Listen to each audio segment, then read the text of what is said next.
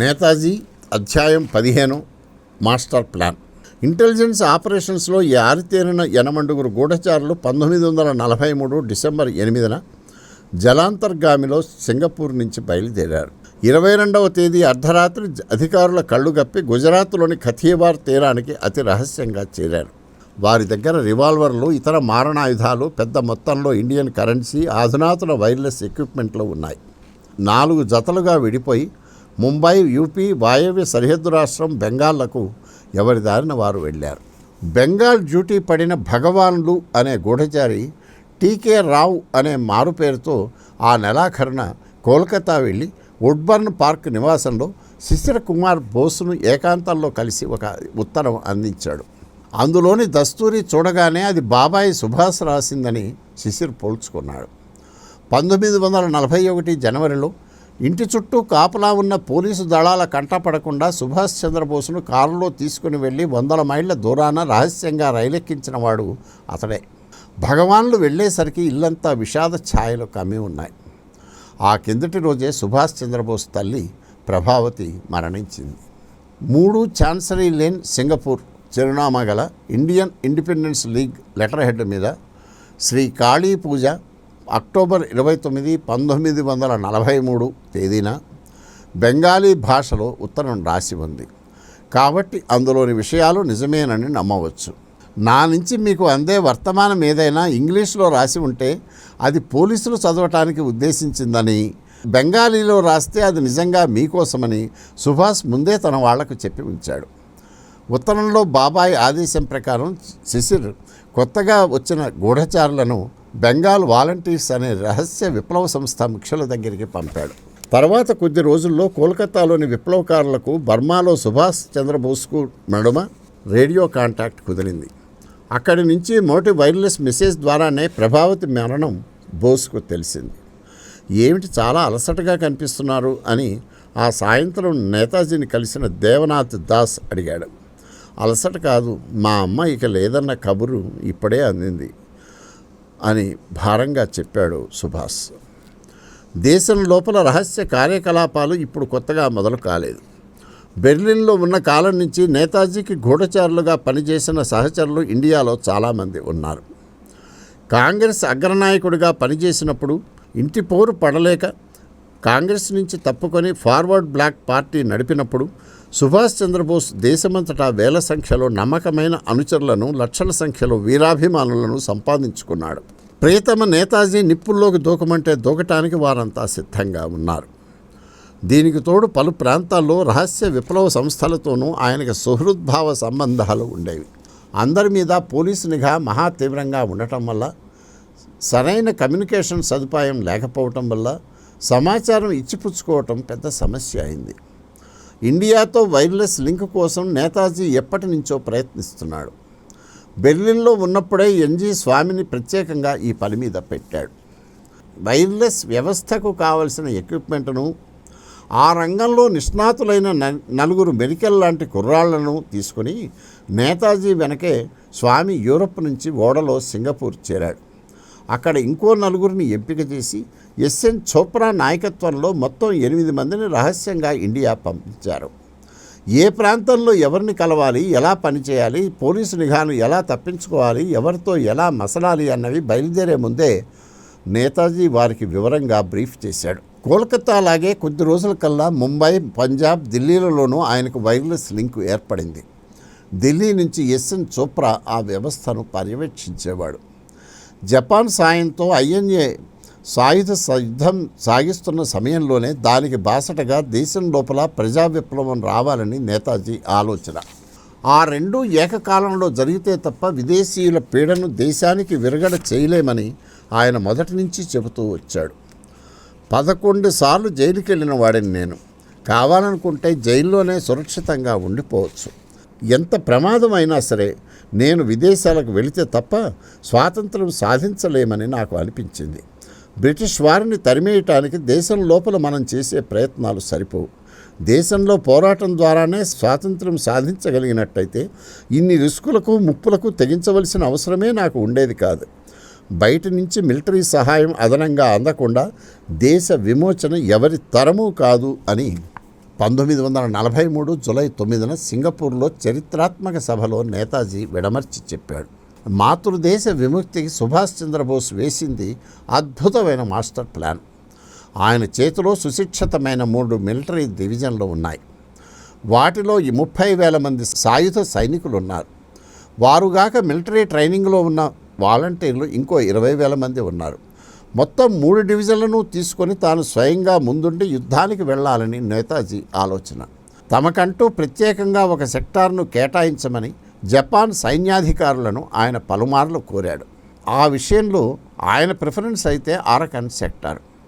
అక్కడ జపాన్ సైన్యం శత్రు సేనలను నిలవరిస్తుంటే ఆజాద్ హింద్ ఫౌజ్ సైనికులు 30,000 మంది నేతాజీ నాయకత్వంలో తూర్పు బెంగాల్లోని చిట్టగాంగ్ జిల్లాలోకి చొరబడతారు. వేల సంఖ్యలో ఐఎన్ఏ సాయుధ సేనలు పొలిమేర దాటి దేశంలోకి చొచ్చుకు వెళుతుండగా తూర్పు బెంగాల్లో దేశం ఇతర ప్రాంతాలలో విప్లవకారులు రైల్వే లైన్లను విమానాశ్రయాలను ధ్వంసం చేయటం, టెలిగ్రాఫ్ లైన్లను విచ్ఛిన్నం చేయటం వంటి శాబటైజ్ చర్యలకు పూనుకుంటారు.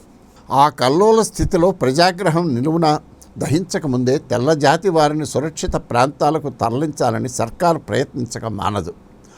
అందులో భాగంగా ఆ సమయాన ముట్టడిలో ఉండే మణిపూర్ రాజధాని ఇంఫాల్ నుంచి యూరోపియన్ సైనిక ఉద్యోగులను బ్రిటిష్ సర్కారు అక్కడి నుంచి ఖాళీ చేయించక తప్పదు. దాంతో 1942 ఫిబ్రవరిలో సింగపూర్లో నడిచిన కథే ఇంఫాల్లో పునరావృతమవుతుంది.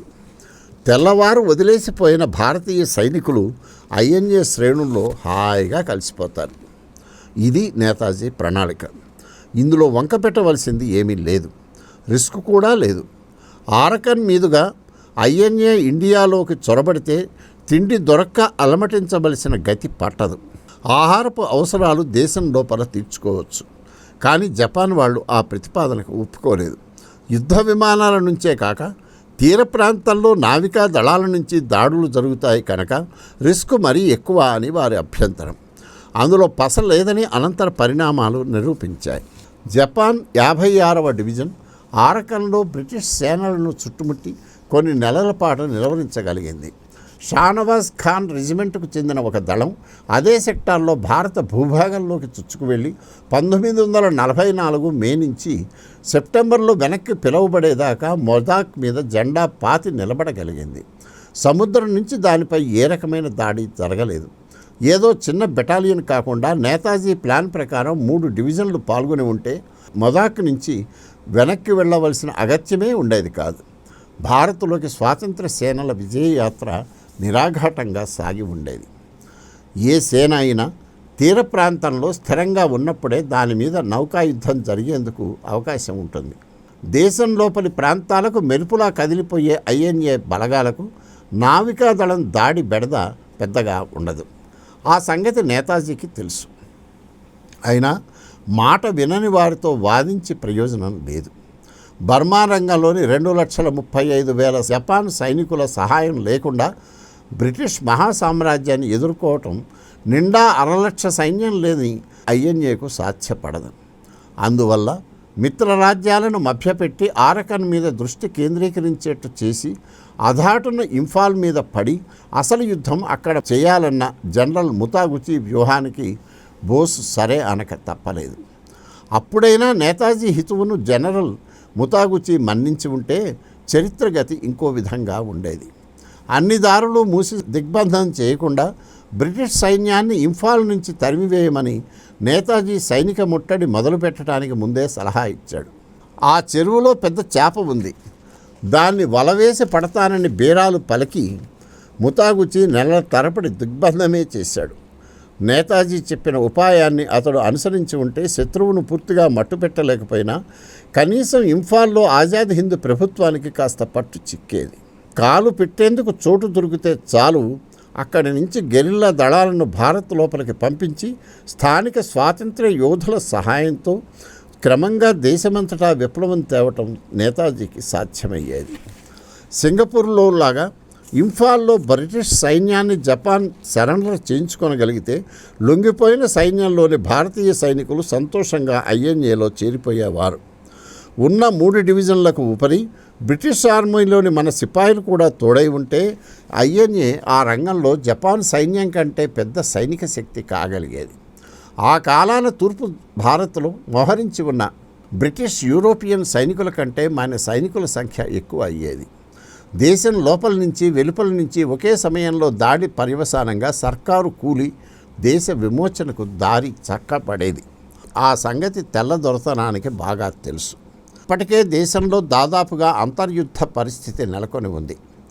క్విట్ ఇండియా ఉద్యమ కాలంలో 208 పోలీస్ స్టేషన్లు, 332 రైల్వే స్టేషన్లు, 945 పోస్టాఫీసులు ప్రజల ఆగ్రహాగ్నికి భస్మం అయ్యాయి. 90,000 మందిని జైళ్లలో కుక్కి ఉద్యమాన్ని ఇనుప పాదాలతో అణిచివేసిన పరిస్థితి నివురుగప్పిన నిప్పులా ఉన్నది. భౌతికంగా తమ దగ్గర లేకపోయినా ఎప్పుడూ తమ గురించే ఆలోచిస్తూ క్విట్ ఇండియా ఉద్యమ సమయంలో బెర్లిన్ నుంచి, తరువాత సింగపూర్, రంగూన్ల నుంచి రేడియోలో మాట్లాడుతూ తమకు కొండంత అండగా ఉన్న ప్రియతమ నేతాజీ మీద భారత ప్రజలు ఆశ పెట్టుకున్నారు.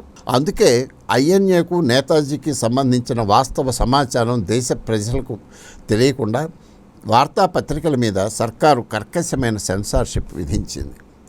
ఆల్ ఇండియా రేడియో వార్తల్లో, లండన్ నుంచి BBC ప్రసారాల్లో Subhash చంద్రబోస్ను దేశద్రోహిగా Japan తుత్తుగా చిత్రిస్తున్నది.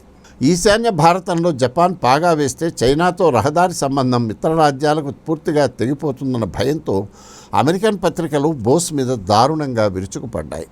India's would be Führer, ఇండియాకు కాబోయే నియంత అనే శీర్షికతో 1944 మార్చి 11న రాసిన వార్తా కథనంలో న్యూయార్క్ పత్రిక ది సాటర్డే ఈవినింగ్ పోస్ట్ ఇలా విషం కక్కింది. జపాన్ సౌజన్యంతో సింగపూర్లో స్వాతంత్ర భారత ప్రభుత్వం పెట్టిన సుభాష్ చంద్రబోస్ ఆసియాలో అచ్చకూటమి మొత్తంలోకి కీలకమైన మహాపాపి. అతడు హిట్లర్ ఏజెంటు, జపాన్ పనిముట్టు, అచ్చకూటమి నిలబెట్టిన కీలుబొమ్మలన్నిటిలో అతి ప్రధానమైన వాడు. అతడు నియంత, మహామాయావి, కయ్యానికి కాలు దువ్వే రకం. ఇలా తిట్టిపోయటంతో ఆగకుండా బోస్ శక్తిని సరిగా అంచనా వేసిన అమెరికన్ పత్రికలు ఉన్నాయి. మచ్చుకు 2 కథనాలు. తాను అస్సాం, బెంగాల్ల మీదికి దండెత్తనున్నట్టు బోస్ 1943 నవంబర్లో ప్రకటించాడు. అదే జరిగితే అస్సాం నుంచి కొత్త రహదారి మీద చుంగ్ కింగ్ పెట్టుకున్న ఆశలు ఆవిరైనట్టే. బోస్ తన ప్రకటిత లక్ష్యాన్ని త్వరలో సాధించటానికి ఆయత్తమయ్యాడు.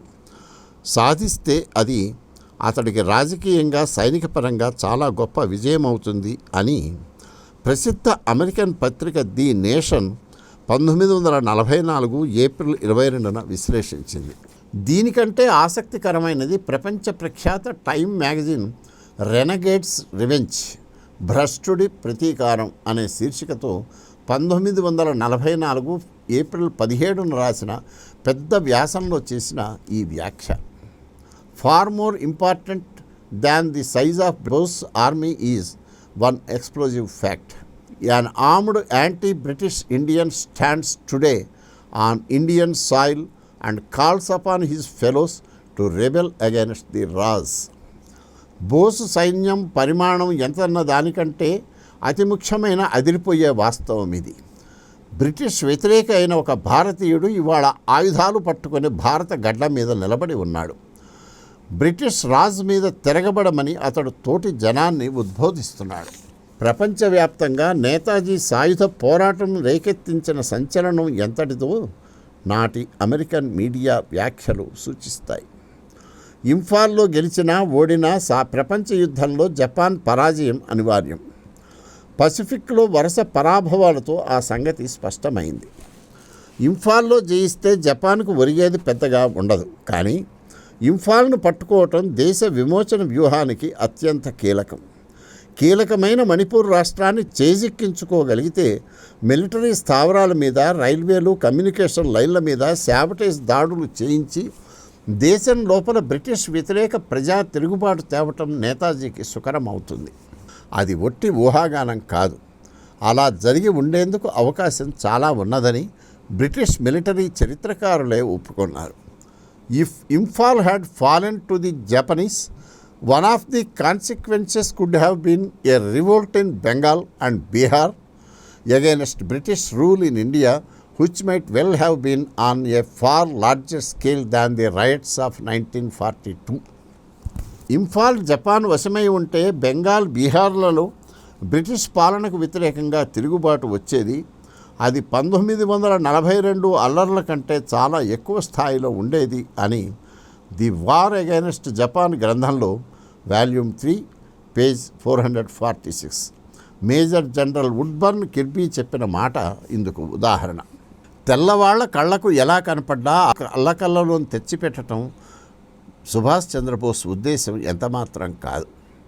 సాయుధ సైనిక పోరాటానికి మద్దతుగా దేశం లోపల ఆయన తలపెట్టిన విధ్వంసక చర్యలు మన కాలపు నక్సలైట్లు, మిలిటెంట్లు చేసే టెర్రరిస్టు హింస లాంటిది కాదు. మిలిటరీ స్థావరాల మీద దాడులు, టెలిఫోన్, టెలిగ్రాఫ్ లైన్ల విధ్వంసాలు, రైలు మార్గాల అటకాయింపులు, విమానాశ్రయాల మీద దాడులు చేయమన్నది బ్రిటిష్ సామ్రాజ్య సైనిక శక్తిని దెబ్బతీయటానికి, సర్కారీ వ్యవస్థను స్తంభింప చేయటానికి. వాటి వల్ల ప్రజా జీవితానికి అసౌకర్యమే తప్ప అపాయం ఉండదు. నిజానికి ప్రజల భద్రత, సమాజంలో శాంతి, సాఫీగా పరిపాలన పట్ల తెల్ల రాకాసుల కంటే ఎక్కువ శ్రద్ధే ఈ దేశాన్ని ప్రాణం కంటే ఎక్కువగా ప్రేమించిన నేతాజీకి ఉన్నది. సైనిక సంఘర్షణల మూలంగా జనజీవనం కుంటుపడరాదని అందరికంటే ఎక్కువగా ఆయన ఆరాటపడ్డాడు. అందుకే యుద్ధంలో ఇంకా గెలవకుండానే గెలిచిన తర్వాత జరగవలసిన పరిపాలన గురించి ఆలోచించి ముందస్తుగా పక్కా ఏర్పాట్లు చేశాడు. విముక్తి చేసిన భారత ప్రాంతాల పరిపాలనను ఆజాద్ హింద్ ప్రభుత్వానికి అప్పజెప్తామని మార్చి 22న జపాన్ ప్రధాని పార్లమెంటులో ప్రకటించిన వెనువెంటనే నేతాజీ హుటాహుటిన కదిలాడు. తన క్యాబినెట్లో ఆర్థిక మంత్రిగా ఉన్న మేజర్ జనరల్ ఏసీ చటర్జీని అర్జెంటుగా రప్పించి విముక్త ప్రాంతాల చీఫ్ అడ్మినిస్ట్రేటర్గా నియమించి సరిహద్దుకు తరలించాడు. పౌర పాలనలో అనుభవం ఉన్న సైన్యాధికారులను అవసరపడిన వెంటనే రంగంలోకి దిగటానికి సిద్ధంగా అడవుల్లో తాత్కాలిక గుడారాల్లో ఉంచాడు. బ్రిటిష్ సర్కారు వైదొలిగిన ప్రాంతాల్లో నీరు, విద్యుత్ సరఫరాలు, రోడ్ల మరమ్మతులు వగైరా పౌర సౌకర్యాల నిర్వహణకు పునర్నిర్మాణ విభాగాలను ముందే నెలకొల్పాడు. ఆక్రమిత ప్రాంతాల్లో అమలు పరచవలసిన శాసనాలను, పాలనా వ్యవస్థను ముందుగా సిద్ధం చేసి పెట్టుకున్నాడు. స్థానిక ప్రజలకు చేదోడుగా ఉండటానికి ఆజాద్ హింద్ దళ్ పేరిట స్వచ్ఛంద కార్యకర్తలను సమీకరించి ఉంచాడు. ప్రతిదీ కూలంకషంగా ముందే ఆలోచించి ప్రణాళికాబద్ధంగా అడుగు వేయటంలో ఎవరైనా సుభాష్ చంద్రబోస్ తర్వాతే. జైత్రయాత్ర జయప్రదంగా మొదలైంది. స్వాతంత్రం కోసం ప్రాణాలు అర్పించడానికి వేలాది వీర సైనికులు, సంకేతం అందగానే దేశంలో విప్లవం అంటించడానికి ప్రచ్ఛన్న కార్యకర్తలు కాచుకొని ఉన్నారు. ఇంఫాల్ వశమైందన్న శుభవార్త కోసమే అందరూ 1000 కళ్ళతో ఎదురు చూస్తున్నారు. అంతలోనే కథ అడ్డం తిరిగింది. ఊహకందని రీతిలో నమ్మక ద్రోహం జరిగింది. మన all time great national hero, one and only Netaji Subhash Chandrabose అద్భుతంగా సాగించిన సాయుధ స్వాతంత్ర మహాసంగ్రామాన్ని కళ్లకు కట్టించే ఎంవీఆర్ శాస్త్రి గారి నేతాజీ ఆడియో బుక్లోని ఒక అధ్యాయాన్ని ఆయన స్వరంలోనే మీరు విన్నారు. దీనిపై మీ అభిప్రాయాన్ని దయచేసి తెలపండి. నేతాజీ గ్రంథం గురించి, శాస్త్రిగారు రాసిన అనేక ఇతర పుస్తకాల గురించి వివరాలను వీడియో డిస్క్రిప్షన్లో చూడండి. తరువాయి అధ్యాయం రేపు విందురుగాని. సెలవు.